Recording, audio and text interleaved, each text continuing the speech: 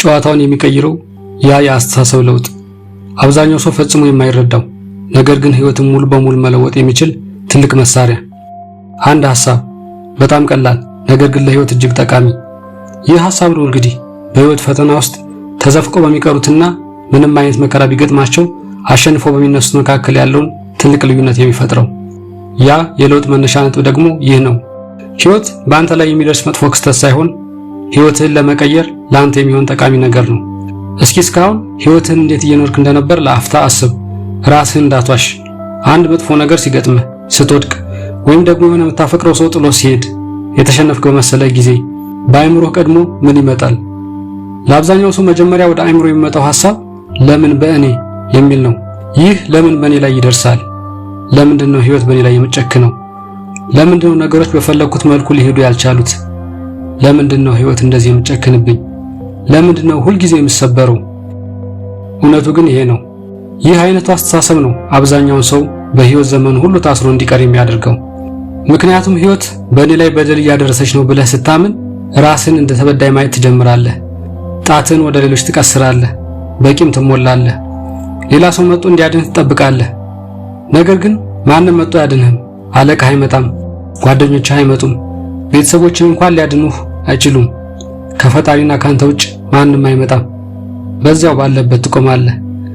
ነገር ግን ጥያቄውን ቀይረህ የጠየቅክለት ሁሉም ነገር ይለወጣል። ለምን በእኔ ማለትን ትተህ ይህ ለምን ዓላማ በእኔ ላይ ሆነ ብለህ መጠየቅ ስትጀምር ያኔ ኃይልና ብርታት ይመለስልሃል። ምክንያቱም ያኔ እያንዳንዱ እንቅፋት ትምህርት ይሆናል። እንዴት ማለፍ እንዳለብህ ስታውቅ ተመልሶ አይደናቅፍም። እያንዳንዱ አይሆንም የሚል ምላሽ ወደ ተሻለ መንገድ አቅጣጫ መጠቆሚያ ይሆናል። እያንዳንዱ የተዘጋ በር ወደ አዲስ በር የሚወስድ ጎዳና ይሆናል። ህመም የጉዞ ማብቂያ መሆኑ ቀርቶ እንደ አዲስ መጀመሪያ መሆን ይጀምራል። እስኪ ፈጣሪ ሆይ የዛሬን ብቻ አውጣኝ ያልክባቸው በጣም የከበዱህን ቀናት አስብ። ያንን የልብ ስብራትህን፣ ያንን ውድቀትህን፣ ከዚህ በላይ መቀጠል አልችልም ብለህ ያሰብክባቸውን ቀናት።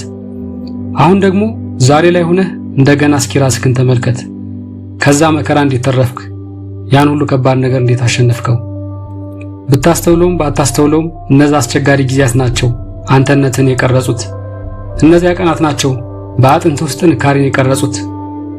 በምቾት ውስጥ ሁሉም ነገር ቢደላደልህ ፈጽሞ ሊገኝ የማይችል ብርታት፣ ጥንካሬና ጽናትን ይሰጡህ። ስለዚህ በህይወት የሚገጥም ከባድ ነገር አንተን ለመስበር አይደለም። በህይወት የሚገጥም ከባድ ነገር አንተን ለመገንባትና ለማጽናት ነው። ያ ከባድ ነገር የሚመጣው ሊቀጣ ሳይሆን የወደፊቱን ማንነትህን በብቃት መሸከም እንድችል ሊያዘጋጅህ ነው። ልትሆን የታሰበውን ያን ታላቅ ሰው ለመሆን እንድትበቃ፣ ለነገው ጥንካሬ ዛሬ እንድትዘጋጅ እያለማመድህ ነው። አየህ፣ በህይወት ውስጥ ስለተበደልክ ህይወት የምትከፍልህ ምንም ዕዳ የለባትም። ስለደረሰብህ ነገር ዓለም ላይም ቢሆን ምንም የሚሰጥህ ካሳ የለም። ዓለም አልጋ ባልጋ የሆነ መንገድ እንደሚጠብቅህ ዋስትና አትሰጥህም። ነገር ግን የሚያጋጥሙህን ነገሮች የምታይበትን መንገድ የመምረጥ መብቱ ተሰጥቷል። በህይወት ይሄ ነገር ለጥቅሜ እኔን ለማጠንከር ነው የሚከሰተው ብለህ ማየትን ስትመርጥ ያኔ በህመም ውስጥ ትልቅ ትርጉም ማግኘት ትጀምራለህ። በትግል ውስጥ ጥንካሬን፣ በፈተና ውስጥ ደግሞ ኃይልን ማግኘት ትጀምራለህ። ልክ ያኔ ልጠፋ እችላለሁ ብለህ በፈራህበት በዚያው ቅጽበት ውስጥ አዲሱ አንተነትህ ይወለዳል። ህይወት በአንተ ላይ ብቻ የሚከሰት ክፉ አጋጣሚ ሳይሆን ለአንተ ለእድገት የሚሆን ስጦታ ነው።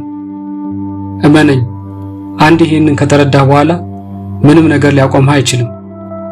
ስለተከታተላችሁኝ አመሰግናለሁ። እንደዚህ አይነት መንፈሳችሁን የሚያበረቱ ቪዲዮዎች በየጊዜው እንዲደርሳችሁ ሰብስክራይብ ማድረግ እንዳትረሱ።